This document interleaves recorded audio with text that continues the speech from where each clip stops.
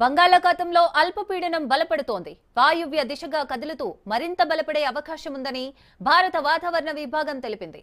నేడు వాయుగుండంగా మారే అవకాశం ఉంది. ఎల్లుండికి తుఫానుగా మారే అవకాశం ఉన్నట్లు వాతావరణ శాఖ అధికారులు తెలిపారు. తుఫానుగా మారితే సెన్యార్ అని ఐఎండీ నామకరణం చేయనుంది.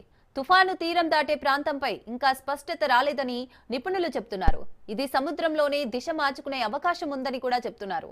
దీని ప్రభావంతో ఈ నెల 28 నుంచి డిసెంబర్ 1 వరకు రాష్ట్రంలోని కొన్ని ప్రాంతాల్లో తేలికపాటి నుంచి ఓ మోస్తారు వర్షాలు కురిసే అవకాశం ఉందని విపత్తుల నిర్వహణ సంస్థ తెలిపింది.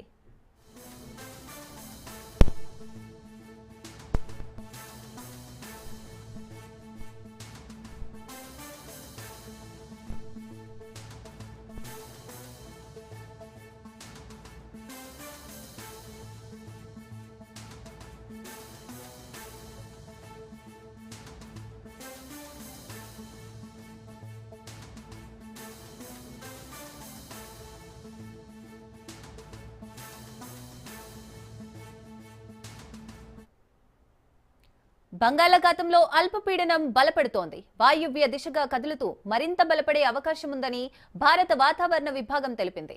నేడు వాయుగుండంగా మారే అవకాశం ఉంది. ఎల్లుండికి తుఫానుగా మారే అవకాశం ఉన్నట్లు వాతావరణ శాఖ అధికారులు తెలిపారు. తుఫానుగా మారితే సెన్యార్ అని ఐఎండీ నామకరణం చేయనుంది. తుఫాను తీరం దాటే ప్రాంతంపై ఇంకా స్పష్టత రాలేదని నిపుణులు చెబుతున్నారు. ఇది సముద్రంలోనే దిశ మార్చుకునే అవకాశం ఉందని చెబుతున్నారు.